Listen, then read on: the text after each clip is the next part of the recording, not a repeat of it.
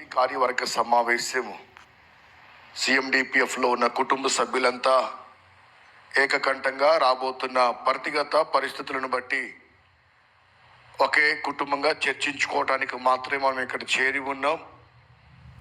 ఎటువంటి అవాంఛనీయాలకు తావు లేకుండా ఈ కార్యక్రమాన్ని ప్రత్యక్షంగా పరోక్షంగా లైవ్ కార్యక్రమం ద్వారా దూర ప్రాంతంలో ఉన్న సిఎండిపిఎఫ్ కుటుంబ మిత్రులకు కోసం లైవ్ కార్యక్రమము రావటం జరుగుతూ ఉంది. అదే రీతికి సమయంలో నేషనల్ ప్రెసిడెంట్ మట్టే ప్రసాద్ గారిని ప్రసంగించవలసిందిగా తెలియపరుస్తున్నాను.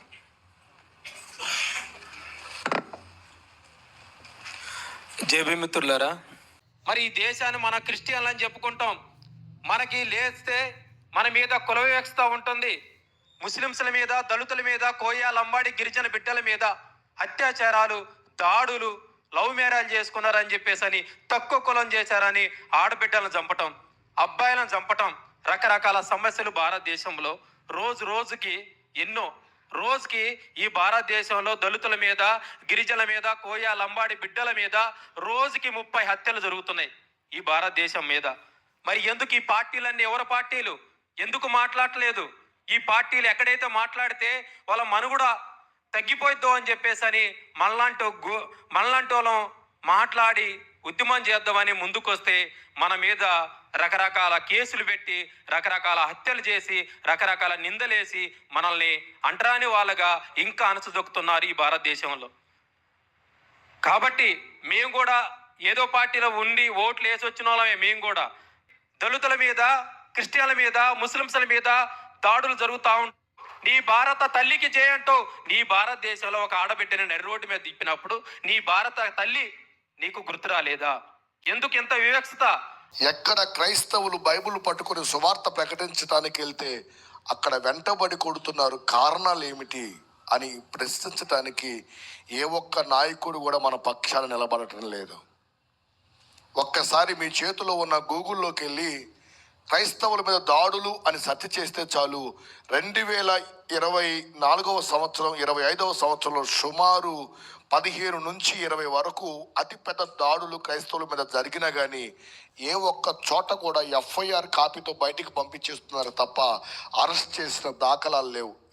కేంద్రంలో బీజేపీ మీ కాళ్ళు ఒత్తుతుందనే? సోషల్ మీడియా రంగాలు మీకు బాగా ఫేవర్గా ఉన్నాయనే? నువ్వెప్పుడు పాలాభిషేకం చేస్తావయ్యా చంద్రబాబుకు అని అడుగుతున్నాడు. ఎందుకు చేయాలయ్యా పాలాభిషేకం? నువ్వు నాయకుడిగా ఉన్న నియోజకవర్గంలో మా క్రైస్తవులను కొట్టించావనే?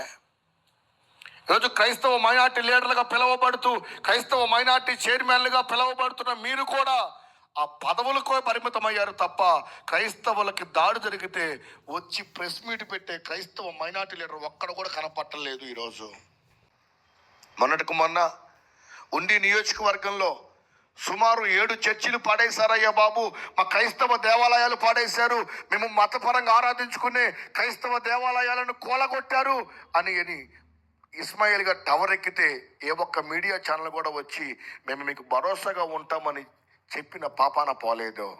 మీ సావు మీరు సావండి, ముందు టవర్ నుంచి దిగండి. మీ చర్చిలు ఏమైతే మాకెందుకు, మీ దేవాలయం ఏమైపోతే మాకెందుకు, మీరెవరు మాకెందుకు అన్నట్లుగానే చూస్తున్నారు తప్ప క్రైస్తవ సమస్యలు పరిష్కరించడానికి ఏ ఒక్కడు కూడా ముందుకు రాలేని పరిస్థితి. చాలామంది అనుకుంటున్నారు క్రైస్తవులు అంటే మాలమాదిగలు అని. అరే బాబు, ఏ జమానాలో ఉన్నావురా నువ్వు? మాలమాదిగలే క్రైస్తవులు అనుకునే జమానా మా తాత ముత్తాతల జమానా. ఇప్పుడు అన్ని కులాలలో కూడా క్రైస్తవులు ఉన్నారా లేరా? జగన్మోహన్ రెడ్డి గారు అఫీషియల్గా చెప్పాడు నేను క్రైస్తవుని అని. రెడ్డి గారా కాదా? దివ్యవాణి గారు అఫీషియల్గా చెప్పారు నేను క్రైస్తవరాలనని. చౌదరి గారా కాదా? అనిల్ గారు అఫీషియల్గా చెప్పారు నేను క్రైస్తవుని అని. బ్రాహ్మణుడా కాదా? పవన్ కళ్యాణ్ గారి భార్య క్రైస్తవురాలు, ఆవిడ కాపా కాదా? అవునా కాదా? ఒక్కొక్క కులంలో ఇవాళ నీరు చాప కింద విస్తరించినట్లుగా విస్తరించున్నారు క్రైస్తవులు. అడుగులు ముందుకు వేస్తూ వెళుతున్నాం నిచ్చెన మెట్ల మీద రాజకీయ పార్టీ దగ్గరికి. ఈ పండగలో భోగిమంటల సాక్షిగా చెప్తున్నా, క్రైస్తవ్యం అనేది కులానికి సంబంధం లేని విషయం. ఇందులో అన్ని కులాలకు సంబంధించిన వారు ఉన్నారు. క్రైస్తవ్యం అనేది యేసును నమ్ముకున్న ప్రతి ఒక్కరిని రిప్రజెంట్ చేసే ఒక సంఘం. మా సంస్థలో వారొక భాగమై ఉన్నారు. నువ్వు రెడ్డివా, యేసును నమ్ముకున్నావా, నువ్వు క్రైస్తవుడివే. నువ్వు చౌదరివా, యేసును నమ్ముకున్నావా, నువ్వు క్రైస్తవురాలివే. నువ్వు బ్రాహ్మణ, యేసుక్రీస్తుని నమ్ముకున్నావా, నువ్వు క్రైస్తవుడివే. ఆయన లేడా పెద్ద ఆయన? ఆర్ఆర్కే మూర్తి గారి పేరు విన్నారా? ప్రేమధార అనే ఒక కార్యక్రమం వచ్చేది నా చిన్నతనంలో. ఆయన మాట్లాడుతుంటే ప్రభు ఏమైనా మాట్లాడుతున్నాడా అనిపించేది. నేను ఒక బీసీనండి. ఆంధ్రాలో మమ్మల్ని కృష్ణ బలిజీలు అంటారు, తెలంగాణలో మమ్మల్ని పోసలోళ్ళు అంటారు. నేను ఒక బీసీ వర్గానికి చెందినటువంటి వ్యక్తిని. మా నాన్న యేసుక్రీస్తు ప్రభువుని నమ్ముకొని ఆయన సాక్ష్యాన్ని బట్టి మా జీవితంలో ప్రభు చేసిన కార్యాలను బట్టి మేము యేసుని నమ్ముకున్నాం. హిందూ మతానికి సంబంధించిన, హిందూ మతం అనకూడదు, మళ్ళీ బ్రాహ్మణ మతాన్ని ఆరాధించేటువంటి వ్యక్తులమైన మేము యేసు ప్రభువుని నమ్ముకొని క్రైస్తవులకు వచ్చాం.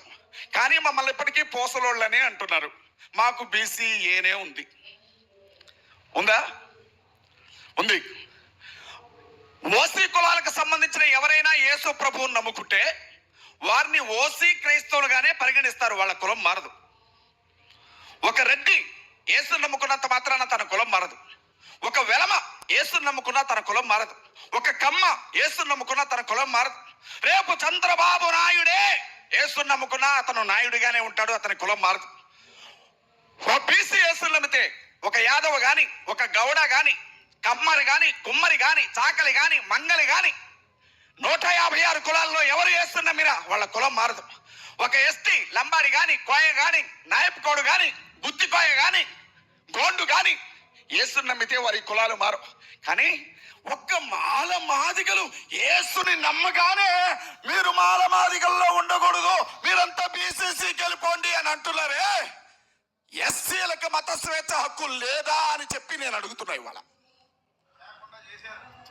ఇదే మీకు అర్థం కావాల్సిన విషయం.